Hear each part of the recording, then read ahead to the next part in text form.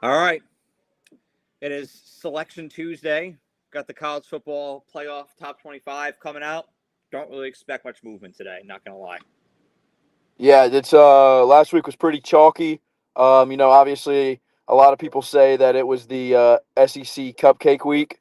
So not much movement from the SEC teams there. We'll see if maybe Oregon gets a little bit of a nod for the win over USC. I thought that was pretty impressive. Their special teams really, made the difference in that game compared to USC's, and a couple crucial mistakes for the Trojans. I was kind of high on them, but they had every opportunity to win that game, and Oregon ultimately pulled it out. And so maybe they'll get a little bit of a nod up, maybe a spot or two.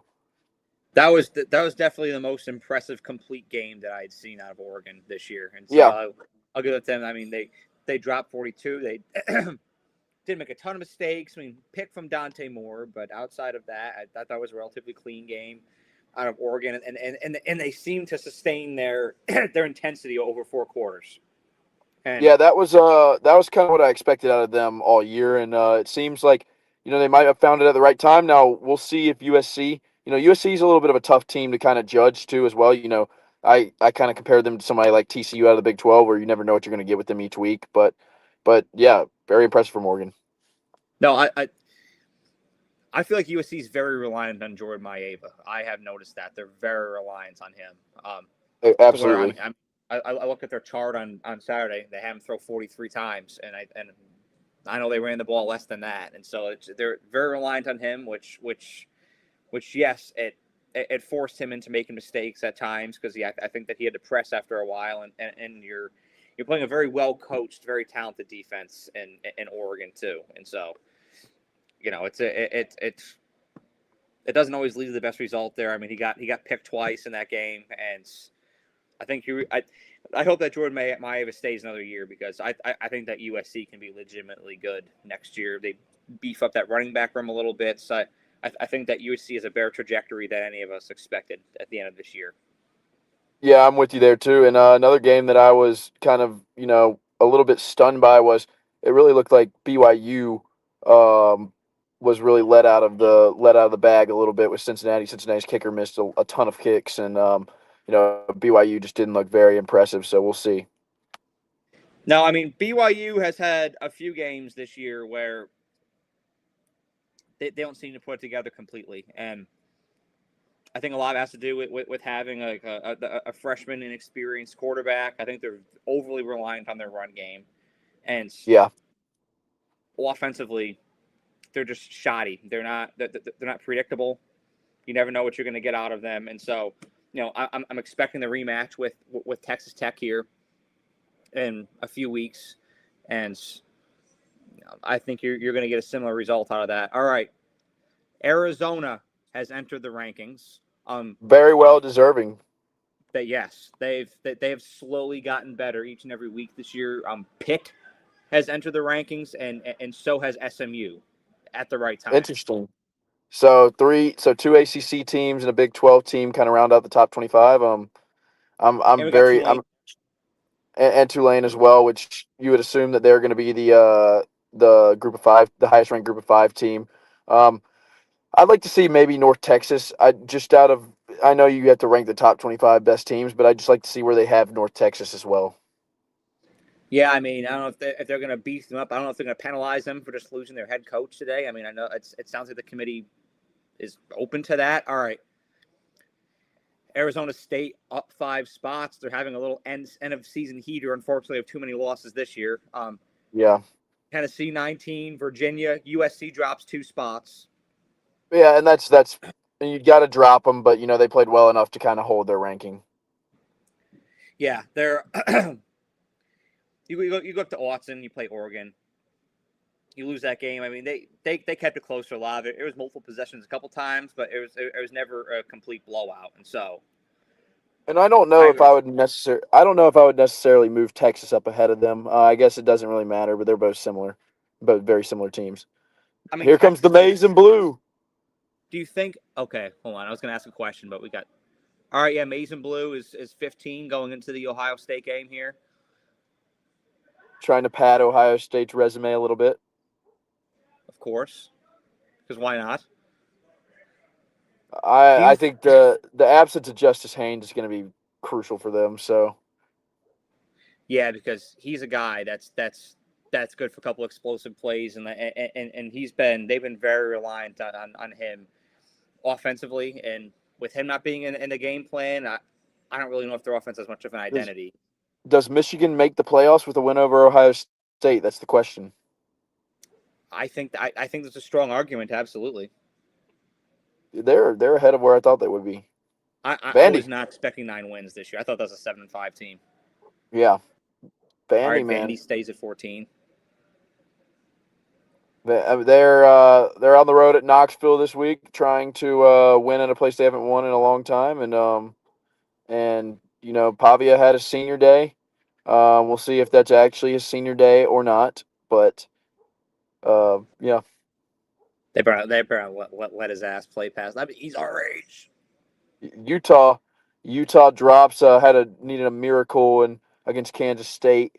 I'm Um, not gonna lie. I would have dropped them. I would have dropped them below Vanderbilt. I'm with Past I, 10 games I'm have with not been you. great. There's Miami creeping up there. They moved up one spot. They're starting to. Miami was a point of contention last year, and it looks like they're going to be another point of contention this year as Is well. They've got does Pitt this week. Does Miami have a chance to make the ACC title game? It's looking like SMU and Virginia is going to be the lock, Oh, good Lord. unless anything, unless anything crazy happens. It's looking like SMU Virginia is going to be it. Oh, dear God. Which Save I don't know everybody's how soul. SMU climbed back into this. Save everybody's soul that has to watch that game. Yeah, that's. I'm not going to lie. That's going to be a rough one. That's definitely just the way that the seeding and the conference records fell out this year. They have a okay. I I I would have dropped them. I BYU? would have put Miami at 11. Yeah, BYU, like we mentioned earlier, just not a really impressive performance on the road at Cincinnati, but No, yeah, I think that it'll take care of itself.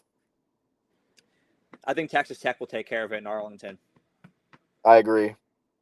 If I had to speculate, that's what I think is going to happen.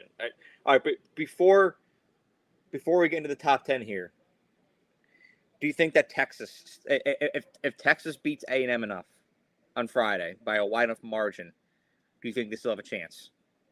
Absolutely not. I think they're eliminated. Yeah, the I would Georgia put loss is tough. I think three. I have a hard time believing a team with 3 losses can get into the playoffs, no matter how good or how bad your losses are. I just don't think you deserve it. No, you do not deserve it. I think Texas is. I think that's kind of the threshold of them, and USC are kind of the threshold of teams. I think Michigan is the only team is where it starts, where like these teams legitimately have a spot to get in. Yeah, that's like that's your border right there, USC, and anything and Michigan, like anything beyond that, you still have a chance. Utah still has a chance. BYU still has a chance. All right, Alabama, Notre Dame. I mean, nothing was going to change there. Notre Notre, Dame fans would tell me how impressive that win over Syracuse was, and it was great. But I'm not gonna go shout from the mountaintops here, and I'm sorry. yeah, Syracuse. Syracuse is not a very notable team right now on their third quarterback of the year. Yeah, Syracuse's season has fallen apart. I mean, you should be a team like that. All right, Oklahoma's there at 8. And Will I we mean, see Oregon at 7? I would think about moving them up a spot, but I would. It's also once you get above Oregon, it's so condensed at the top to where it's tough to get any movement. I mean, if I were to do this, hold on. I have to get it. Now, if you were to do like a power rankings type thing, I think I'd have Georgia up at number 2. Yeah, see, you're very high on Georgia. I'm still a little bullish on them in a way. Um, I I think that Georgia is hitting their stride, but I'm not sold that Texas is a great team. It was I feel obviously that. impressive. It's obviously impressive what they did, but Georgia has some very glaring flaws that I don't know if they've completely fixed. I will say this though, Gunnar Stockton has really turned around my opinion on him throughout the year. He's exceeded my expectations. All right. So the thing that was talked about on College Game Day happened. They did drop Ole Miss a spot after not losing a game, and so Yeah, Ole Miss. that Ole Miss is so yeah. Ole Miss is kind of been a victim of other teams' wins recently. other teams wins, and then their own internal situation right now too. Yeah, they got to figure that out very quickly. You don't want to be in a position where there's a lot of uncertainty, and the Egg Bowl is a game that you know you you don't need any more uncertainty going around your program. No, because I mean, and that's the first game we're talking about tonight, and so going into that is terrifying. Not knowing who your next head coach is going to be, because that is a trap game. You are playing the best 5-6 team in the country Yeah, on Friday. I agree. They They've did get lost some damn heartbreakers. and you know that they've prepared for 2 weeks for Ole Miss. Oh, absolutely. Oh, they want blood. Alabama and Ole Miss and Oxford would be in the first round. I could not that. Oh, I would want that so badly. Please, please, please, give us an SEC team. We want to play an SEC team. Give us Joe Judge. Yeah, give us give us. We Alabama is such a weird case. I think that this Alabama team, is just one of the stranger cases of the college football playoffs because on one side of the coin, you look at their resume and it's extremely impressive, but they just have these moments where the team just completely lacks discipline and effort at times. So they're just, you never know what you're going to get with Alabama, which is a strange thing to say. The the potential of this team, I think, is very high, but there are a lot of self-inflicted wounds, and that is the argument of Notre Dame being above Alabama that I can get down with. Like Alabama can't run the ball consistently. Ty Simpson's been in a slump recently. I understand and acknowledge those things. Notre Dame has looked better. It's just it's unfortunate that you have the schedule that Alabama has to play. You know, and you get the accolades that they've had throughout the year, and then after one game, losing it by 2 points to a top 15 team, you're getting dropped 6 spots. It's a really unfortunate spot to be. I wouldn't drop them that far, but I also when you look above that, you know, I can't put them above Oregon right now. You know, you can't put them above No, Ole Miss right now. You can't put them above Texas Tech, and so it's really, and I understand the argument of Notre Dame being above Alabama. I don't agree with it, but I understand the thought process of why that is.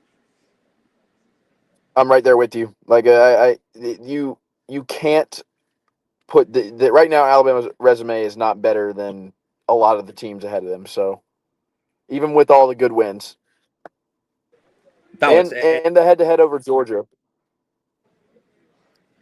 it's a weird, it's a really weird, really finicky spot to be in, and so it puts them in a position this weekend where everything is on the Iron Bowl. I mean, if you win on Saturday, like it really comes down to that. You win on Saturday, I don't think Alabama has much to worry about. Yes, agreed. You lose, and that's why it's so big is you lose, and I think the conversation around Kalen DeBoer starts to heat up a little bit. Obviously, I can make a move at the end of the season, but 9-3, 2 seasons in a row, missing the playoff, losing That to doesn't. Auburn, it's going to lead to some very uncomfortable conversations in Tuscaloosa. Yeah, and losing to Auburn to lose your playoff bid is a nightmare scenario for any Alabama head coach, unless your name is Nick Saban. Oh, absolutely it is. Well, it wouldn't happen with him, but absolutely it is. It's terrifying, but I've also as an Alabama fan, I've kind of blocked out the noise, and I'm trying to lock in on this game Just win the as much as game. possible. Win the game, win the damn game. So do the fundamental things well. All you got to do is win the game. So I'm fired up. We've got these. We have a litany of games this weekend of incredible games. We picked our 6 best for tonight that Yes. we're going to predict here. Um, we're going to start with perhaps the game with the most intriguing storylines going into it, maybe outside of the Iron Bowl. Um, but there's a lot going around this thing right now. Ole Miss and Mississippi State, of course. The decision on Lane Kiffin will be announced after this game, and so that is hanging over the Ole Miss players and staff and organization. Do I think that's fair? No. But that's the situation that for how well this team has played. I don't think that's very fair at all. But that's the situation that they find themselves in, and they're going into one of the most ominous places they could possibly think of, and that is Starkville, Mississippi, with all those damn cowbells.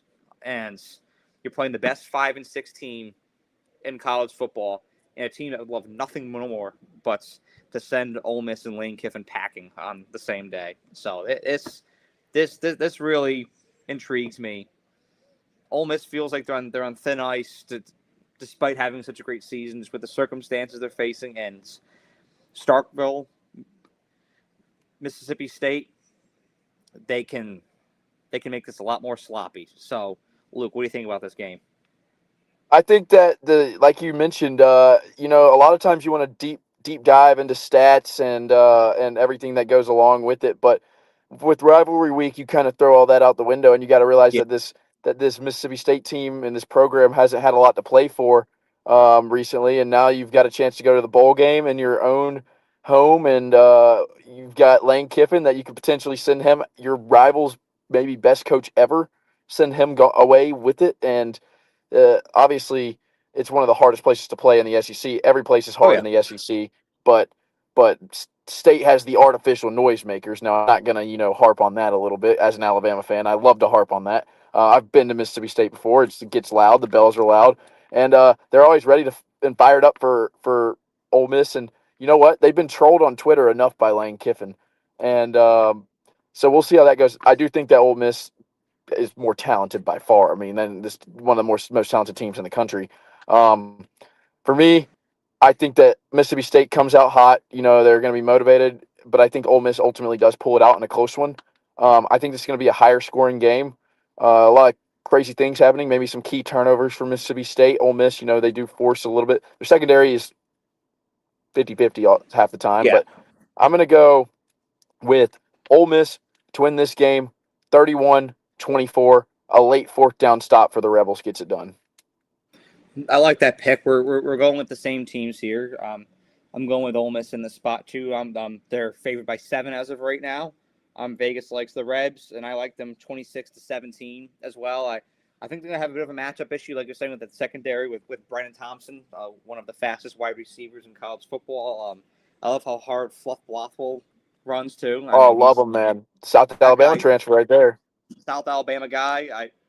I love it. But I think that Mississippi State's going to throw the kitchen sink at them in this Oh, game. Like absolutely. I think they're going to pull some crazy shit. I think they're going to play very intense. But at the end of the day, I like Ole Miss to pull this off. Yeah, I think we kind of have a similar thought process here. I think Ole Miss knows what's coming, and I think Ole Miss's fan base knows what's coming. So, yeah, I'm right there with you. Now, before we go to Georgia Tech, clean old fashioned hate, I want to ask what do you think is going to be the verdict after this game? Just out of curiosity. For Lane Kiffin, Mm-hmm. I think he's gonna stay. I I don't know though. He's in a bidding war. Right? I go back and forth on this every single day. Um, Last Saturday, I was completely convinced that he was gone.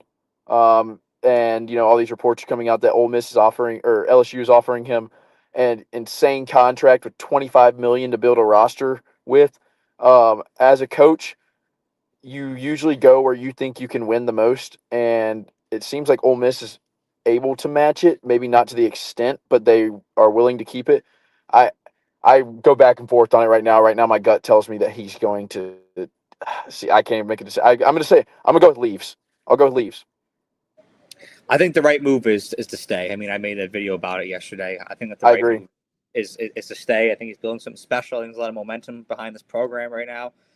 I don't really know why you'd want to leave it, and especially when I look at the other two. If you're going somewhere and it is a clear upgrade, it is a clear step up. I can agree with that.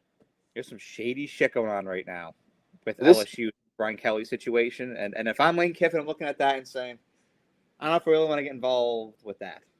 this is such a weird scenario too, because I don't know if I've ever seen report of like a school is offered making their coach give them an ultimatum the day after a rivalry game while their team is squarely in contention. I've never seen this before.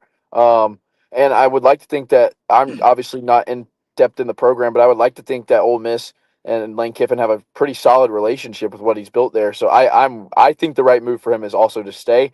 Um, will Lane Kiffin have the right? Does Lane Kiffin make the right move all the time? I'm not sure about that. He's been known for sloppy exits, and so Yes, he has. historically, it would tell you that he's going to leave. But Yeah. hopefully, hopefully at this point, Ole Miss is my second favorite team, and so hopefully at this point, he stays his ass in Oxford. Yeah. Hey, I would love nothing more than for Lane Kiffin to stay. I think he's great, great at Ole Miss, and I think Ole Miss really fits him as like a character personality in a way. I think he's a fantastic match at the university, the program. I can't picture him at the other two. I can see him at Ole Miss, and so I just hope that's taken into account. Yes, I'm with you. All right, it's clean old fashioned hate time. We're going east to the state of Georgia, and this was a game that I had circled all year. Georgia and Georgia Tech after what we saw last year, the 8 overtime classic. Georgia seems to be one of the hottest teams in the country right now. I know you and I aren't seeing completely eye to eye on them right now. I just think Yes. they're getting better every week. But they do have some flaws. But I will say Georgia Tech is coming off of an absolutely devastating loss at home to Pitt. I didn't picture them losing that game in a million years, and I Yeah. was shocked that with control of going to the ACC championship in their hands, that they blew that as bad as they did against Pitt. I was, and credit to Pitt, they had a great game plan, executed on it. Great job by Pat Narduzzi at staff, those players going in there into the A and getting that done. Never saw it coming in a million years. And so, I think we both went Tech last week, and Yes. we were both wrong. And so, props to the Pitt Panthers for that. Well, you got Georgia traveling to Atlanta, where this game is going to be every year, year on out. Moving on after this, which is unfortunate. Georgia Tech's Yeah. ACC Fuck that. championship. Yeah, I hate that. These rivalries need to be back and forth. I don't even like Georgia and Florida being in Jacksonville. It's just come to the campuses. Yeah. But you've got Georgia Tech's ACC championship hopes scrapped. Georgia needs to win this thing to have a chance to go to Atlanta because it's a three-way race between A&M, Bama, and Georgia right now. A couple of different scenarios that can pan out. I think that Haynes King is a dynamic threat. I liked him this season, but the one thing I'll acknowledge about him, he's very turnover prone, and I think that could be a huge issue in this game right here. Georgia in a must-win spot. They're finally getting that edge rush going. They're finally getting that run defense going, which I think is great going against a team like Georgia Tech, who specializes in that with the Haynes duo. But Georgia is favored by 13.5 to win this game. I think they win. I think they cover. I like them 38-20.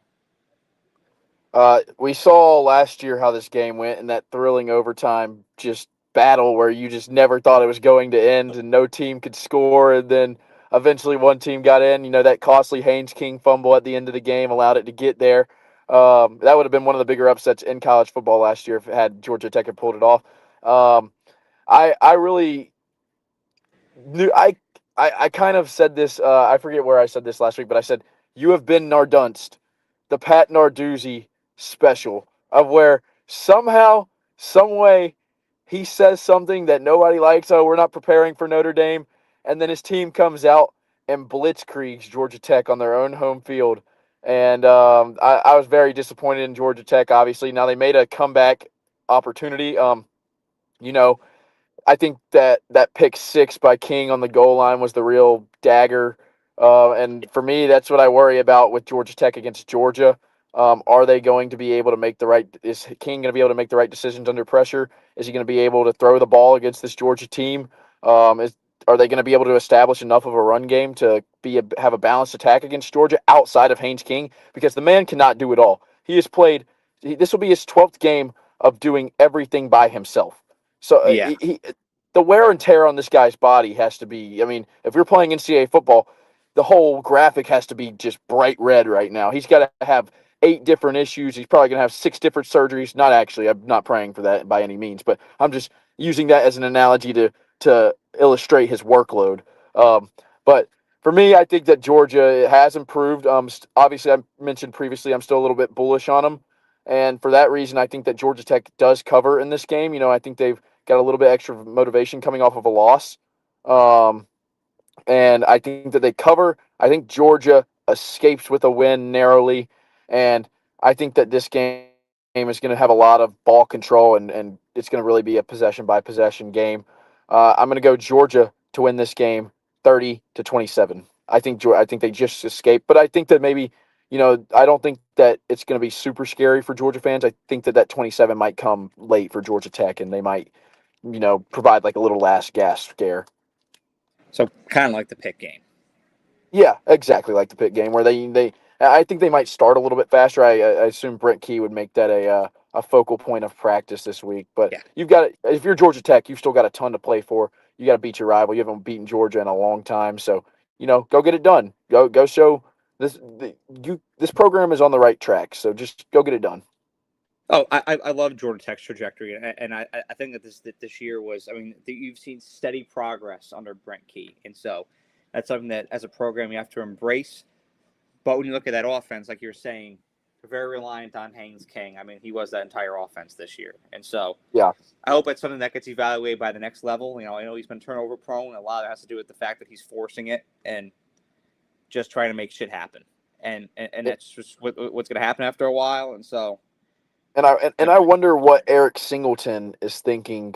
If they had Eric Singleton, I think that this team would have been a real contender. I think that offense would have been borderline unstoppable. He's at Auburn now. Yeah.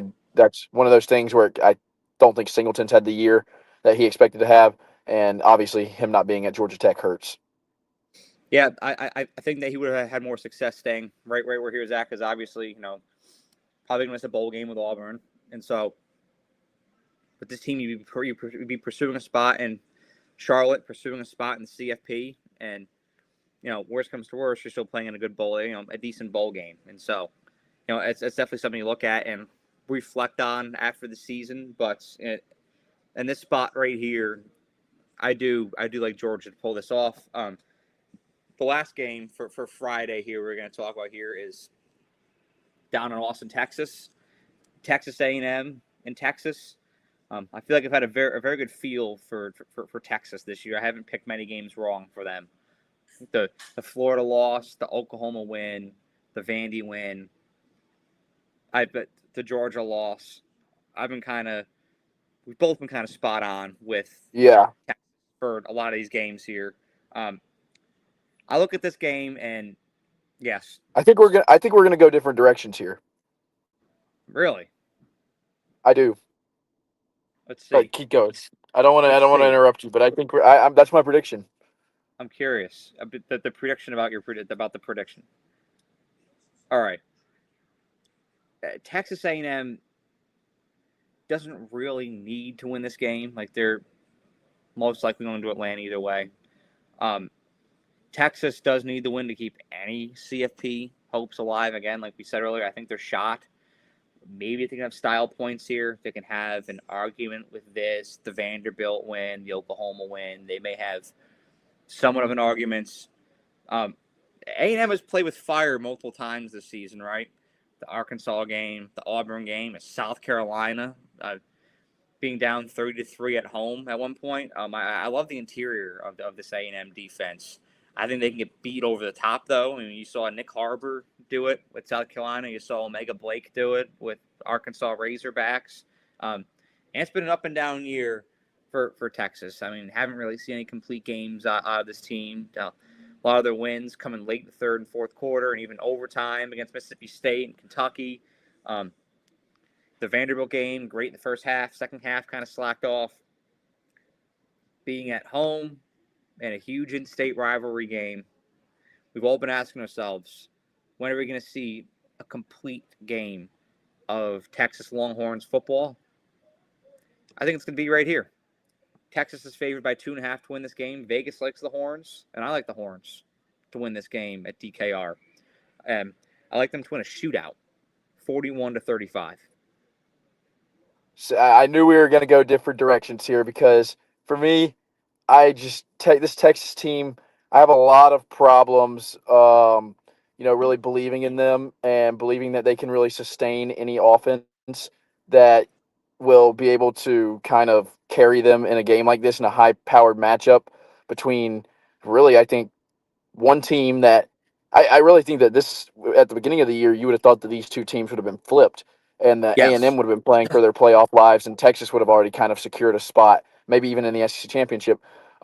Obviously, this offense is for Texas is very sluggish and it's very surprising too. I thought Wingo was going to be maybe an offensive player of the year in the SEC. He's just got all the intangibles that you want in a wide receiver. The Texas run game hasn't been great. It's gotten a little bit better over the past few weeks.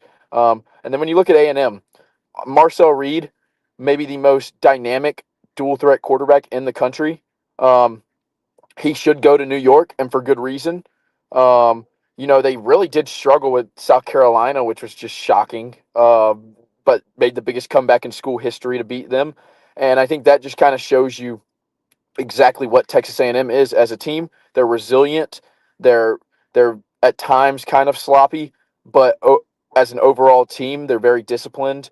And they're under Mike Elko. We both were extremely high on, even I think a year and a half ago when he was hired. Both of us really thought that he was going to take this team to a different level.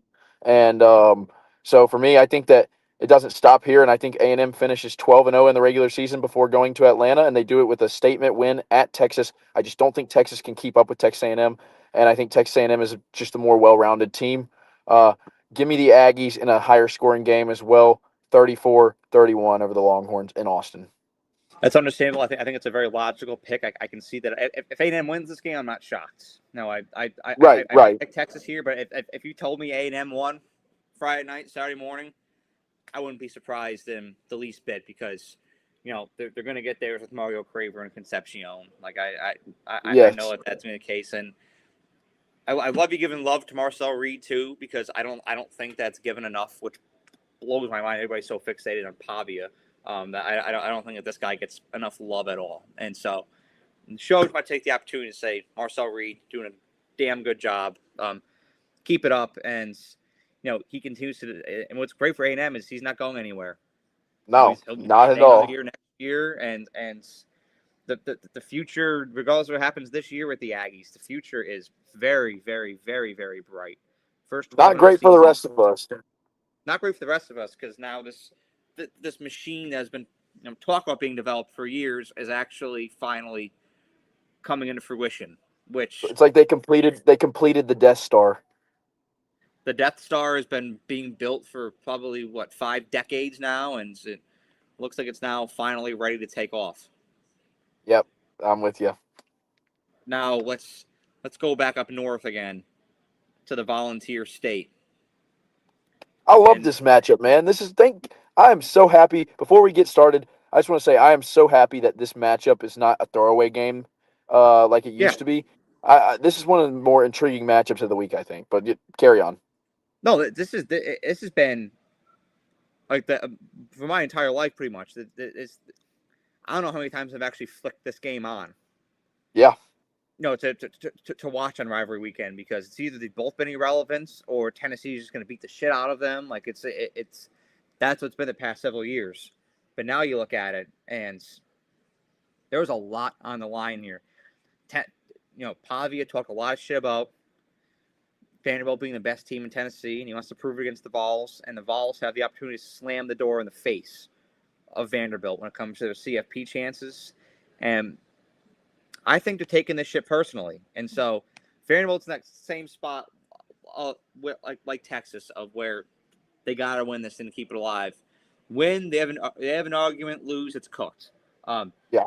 I think that Vandy's defense is great up front, great at generating pressure, great at stopping the run.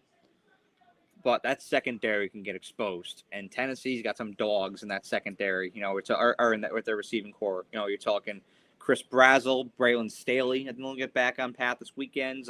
Miles Kitzelman, former Alabama guy. He's been excellent this year as well. I'm expecting another shootout here, kind of like the Texas A&M game. Tennessee, they've got the same line at home that Texas had. And I like the same result here. I like Tennessee to win 45-35.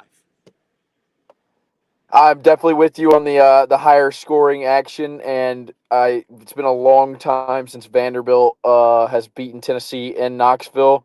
Vanderbilt looked very impressive last week against a very much maligned Kentucky team and a much maligned Kentucky defense at times. So I won't take too much into that result.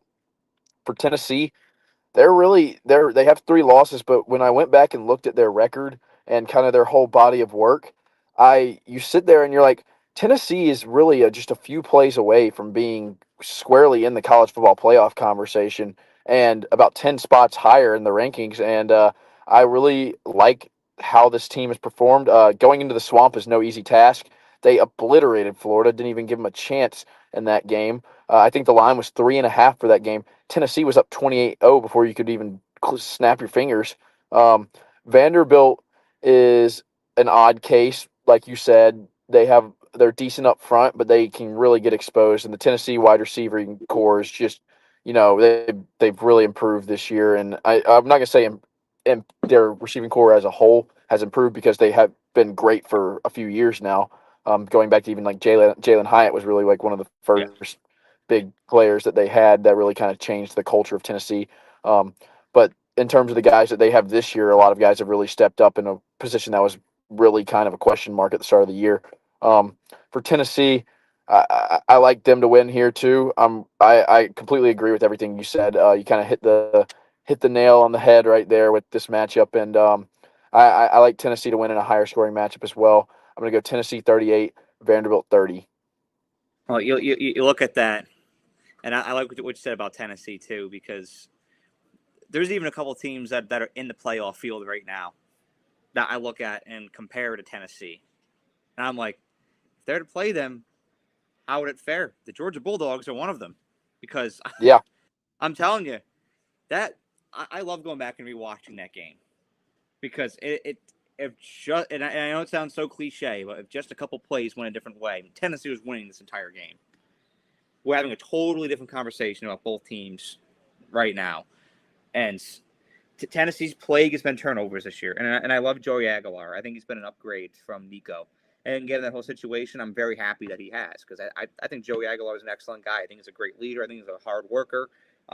This is all coming from a Bama fan, too, saying just great things about Tennessee. Josh Heupel, probably the best coaching job that we've seen in college football this year. I'm having this team at, what is it, 8 wins right now is incredible. I mean, I think we're talking 7-5, 8-4. So just the fact that he has them here with everything that happened in the offseason is amazing. I think I can't say enough. That program, the Vols program, is on a great trajectory right now, and they're not going anywhere. As much as I love Joey Aguilar, the turnovers have been a plague. I mean, the Oklahoma game, 3 picks. The Alabama game, the pick 6. That's what hurt them in those games. But the Bama game got lopsided after a while, but that Oklahoma one, if that one went a couple different ways, having a totally different conversation right now. And so I think that this is a 3-loss team that could easily be a 1-loss team right now in Tennessee. And a Tennessee team that I think is straight up better than Vanderbilt. And I like them in the spot because of that.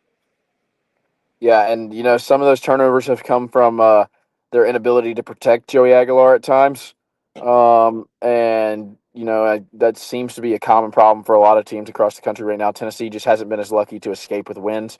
The ball hasn't bounced their way as much as they'd hope, and so for that reason they're sitting at 3 losses, and it's kind of a disappointing season. But I believe Joey Aguilar applied in that same lawsuit against the NCAA to get another year. I could be wrong. But I think he's trying to get another year of eligibility. So we'll see if he's able to come back for Tennessee next year. If he is, there will be a dangerous team again. He deserves it. I think I think Aguilar deserves it. If I could pick and choose, except Aguilar, deny Pavia. He's had his run. Get Pavia out of here. Get him the hell out of here at this point. So that's that's where I'm at with this one. I like Tennessee here. Now this one we've got the game on Saturday morning per usual. Always a Thanksgiving tradition here. These two teams absolutely fucking hate each other.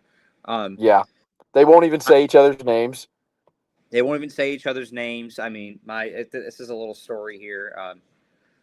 My dad was at the 1-2 game in 06. And he wore a blue pullover in Columbus, Ohio. No affiliation with anybody.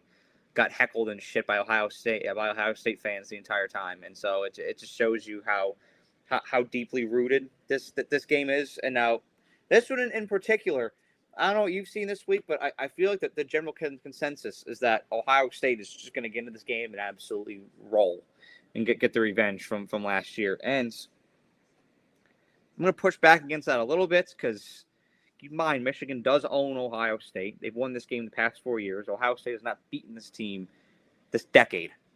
And so, it's you're going on the road here. It's going to be a challenging game, and both Jeremiah Smith and Carnell Tate are questionable, but so is Justice Haynes, and that is not a huge, but the biggest components of this Michigan offense here. He's been their lifeblood this entire year.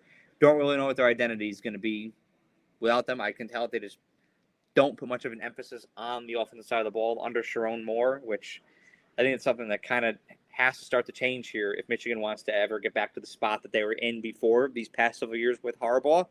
He's one of the greatest coaches to ever do it, too, so it's a crazy standard to compare it to. But if you want to get back there, that's an adjustment that has to be made. I think this game is close to start.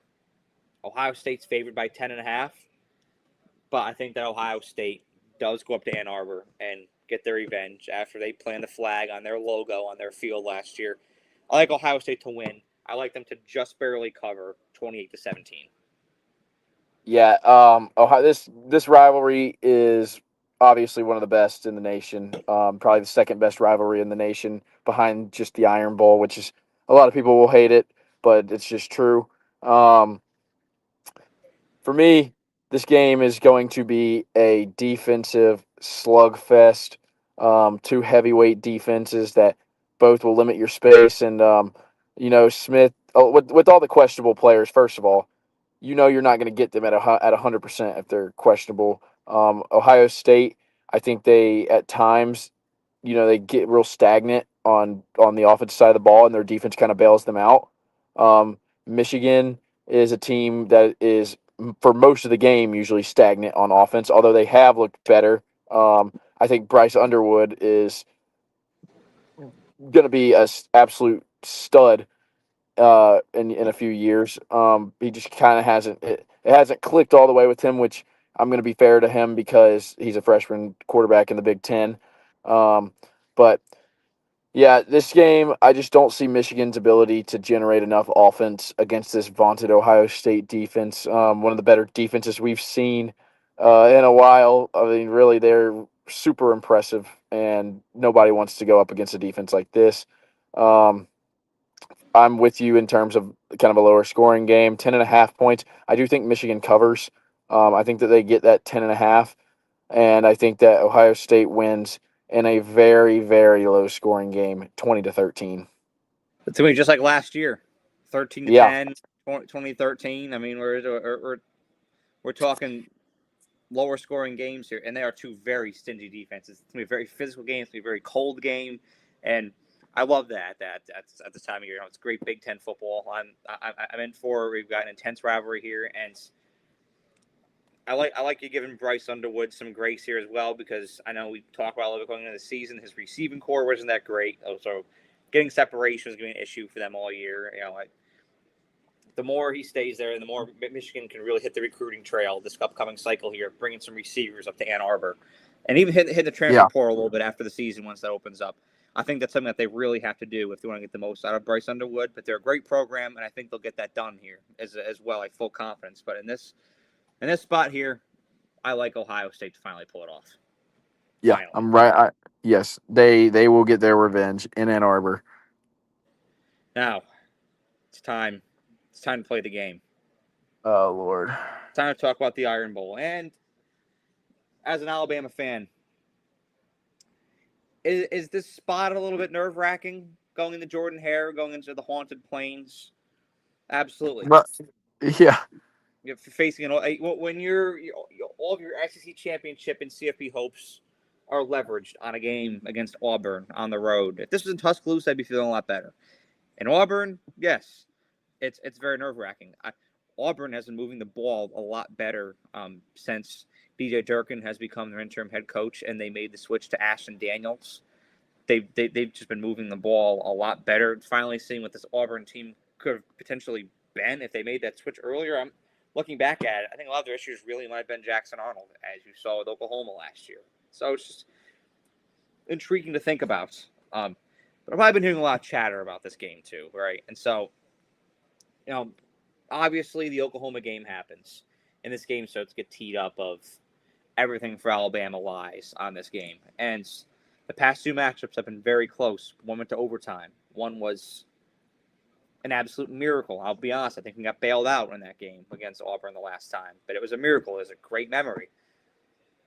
Both of those times, I think Alabama was kind of overlooking that Auburn game as, kind of a sorry team we're playing. Let's go in and get this win. And Auburn said, oh, hell no. No, you're going out to the Haunted Plains, very ready to play. We're not just another team we're going to roll over. I think this time around, we've had 2 weeks here, right? Had the Eastern Illinois game in between. So we've had 2 weeks of chatter about Alabama and Auburn here. I think the expectation is baked in for this Alabama team, what you're going to get out of Auburn. I think everybody's expecting Alabama to go into this game and struggle and crash and burn, and Auburn's going to take advantage of them. There's a little bit of reverse psychology going on here. I think Alabama is going to go in prepared and laser focused. Ty's been in a slump these past couple of weeks. Didn't look great against LSU. Didn't look great against Oklahoma at times. A great quarterback like Ty is eventually going to find a way out of a slump. And I think he's going to in this spot right here. Don't love Alabama's run game right now. And I think they'll continue to be a struggle point, which could ultimately end up holding Alabama back later down the line. But in this spot here, I'll be honest, I acknowledge the fragility of the situation. I acknowledge how volatile it is for Alabama. But Alabama's favored by 6.5, and I like the Tide to cover, 31-23 on Saturday night. yeah. Obviously, nobody wants to go play their rival on the road with a chance to go to the college football playoff, and especially when you have the haunted plains and the memories that the Alabama fan base has on the road at Auburn. But you lose to Oklahoma, and you're right back in that situation that you've always been in, where you beat Auburn, you get into the playoffs. All you gotta do is go in there and win the game. It doesn't matter how you do it; just win the game. And for me, I think that this Alabama defense is one of the less talked about storylines in all of college football. The improvement from week one against FSU, where they were just gashed on the run by Tommy Castellanos and just really looked like they didn't even want to be out there. And now you've seen the emergence of guys like Yanze Pierre, Hill Green. The secondary looks good. Dijon Lee, true freshman, got another interception last week. So, it's going to be tough sledding for this Auburn offense, as it has all year. I think that playing at home definitely, gives them a better chance. And if it was in Tuscaloosa, I would say Alabama. I would be really not nervous at all. I was very nervous last week. Recently, my nerves have kind of calmed down a little bit as I've kind of looked at this game more of just kind of logically instead of emotionally. And I know I can't do that because it's the Plains and you never know what's going to happen. And I always walk in there like a jackass, confident, yelling, roll tide. And, I'm not the most popular person down in Jordan Hare whenever I'm there. And we'll see if I make my way into the stadium. I haven't decided yet this year. But for me, I think that Alabama is going to go in there with a mission, like a team on a mission, and they know exactly what they have to do. Will the pressure be too much? I don't think so. I think Alabama's got a group of great leaders on their team that are really going to focus and batten down the hatches, and I think Alabama gets a kind of a signature win in a way, if you can call it that. And I think Alabama wins this game 28-13. Yeah, I think that it's. I do think Alabama pulls away in this. I think it can be close for a while, but I don't think it's going to come down to the nitty gritty like the last two have. I think a lot of people are expecting that, and as you know in the sport, a lot of times the thing that you expect is not what happens, and Yes. I don't want to fall into that trap here. And so, and this is even as an Alabama fan, like just looking at this game completely objectively, when so many people are fixated on an outcome that's happened in the past and it's going to repeat itself again. Sometimes, yes, history repeats itself, but more often than not in this sport, especially in this month, on this weekend, what you don't expect is what ends up happening. You know, Michigan going into the shoe and beating Ohio State last year. Nobody That's can the saw it coming. shit that you see this week. Oh, would you lose a parlay on that last year? Yeah, I'm pretty sure that I had Ohio State in my parlay, but I did not see that one coming. Let's put it that way. I think they're like 20, was it 21.5 point favorites or some crazy shit like that? I might have had Michigan on the points. I can't, but I know that I didn't pick them to win. That's all I know. That was. I feel like there will be one shocking result like that this weekend. I mean, there always is. There's always one that you don't see coming from anywhere, and maybe it's one of those that we picked tonight, but it's all of them are all these games. Like I would think that the most shocking outcome of all of them that we picked would be if Georgia Tech beat Georgia. Yeah, That's probably because if you told me that State beat Ole Miss, wouldn't be all that surprised. Texas, obviously, um, Vandy being Tennessee, even Michigan being Ohio State. Michigan's owned Ohio State this decade, so if it only happened, wouldn't be surprised. We know what's happened to Alabama, Jordan Hare sometimes, and so if you told me Auburn won, wouldn't be all that surprised either. But that if I had to pick one, it would probably be Tech being Georgia. But what would you say? I think that for me the most surprising one would be Mississippi State beating Ole Miss, simply because I just watched Mississippi State get beat down by Missouri a couple weeks ago. I know they've played a lot of teams close at home already though, so but Georgia Tech beating Georgia would be a very shocking one as well. And I think when you look, obviously Auburn beating Bama would be pretty shocking, but Yeah, like you said, it had happened before, and everybody knows that. But even when you play a bad Auburn team on the road, that there's some type of magic in Jordan Hare. So for me, I'm going to go with Ole Miss and Mississippi State as the most shocking result, simply because of just the situation of both of those teams. that's fair. And Mississippi State has kind of declined over these past. Like there Right. was a high point for this team at one point. I think that the floor just kind of fell in. Like when you're in some of those tight overtime games and the same thing keeps happening. The Tennessee one, the Texas one, like they were so close with so many of those. Pulled off against Arkansas, that was great. But in so many of those games, Mississippi State fell short. You had the triumphant win over Arizona State, that was great. But more often than not, they end up dropping these games, and it just kills the morale after a while. And so, Georgia went in there, beat the shit out of them, and ever since then, we saw the Missouri result happen. I could see Ole Miss doing the same thing. But yeah, seeing Mississippi State pull off would be rather shocking, just given the dynamics of both those teams. I completely agree. Yeah, and I think just the matchup is pretty bad for Mississippi State as well. And I think that some of these other teams match up. Like I think that that um, that Georgia Tech doesn't match up horribly against Georgia, like just in terms of player on player, man to man. That's So fair. I could see them. I could see them, kind of giving Georgia some problems. So that's my only reasoning for the Mississippi State and Ole Miss game. That's very understandable. But we've got a hell of a weekend ahead of us here. Yes. I'm pumped. It's rivalry weekend. It's weird the way that these seasons are structured. This used to kind of feel like the ends, but now it just feels like the beginning of the whole party here. And so we are just getting started in the world of college football.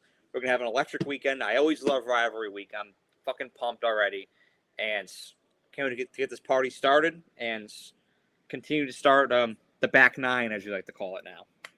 And just for any of the viewers as well, um, this has been a longer stream, and but we've got a lot more special streams coming up. Obviously, we have conference championship weekend, the playoff drawing, and kind of bracket predictions, and and recaps of all the games as well, and predictions for all the games as well. So stick with us, and this is going to be a long month and a half, but we're going to do our best to try and get y'all accurate and predictive information. And honestly, if y'all have any other games that we missed that you might want to hear something on, just drop them in an Instagram comment, send a DM, something, because I ain't got shit to do. No, I mean this week either. I mean, got a lot going on here right now, but Right. if I get a free moment and can do something, put a prediction together, I would be very happy to put a short together as well. So those lines are always open for questions as always as well. But yeah, a lot of exciting content to come, and the grind is really just starting to begin, and I'm really excited about that. Yes, sir. You're right on. You're spot on the money with that one. Hell yeah. Well, it was great having you on, Luke. Got an exciting weekend coming up, and thank you all for watching. Have a great day, and we'll be seeing you right back in the spot next Tuesday for what I expect to be a very controversial, very interesting CFP rankings reveal after some of these results this weekend, which I expect will be a little dicey.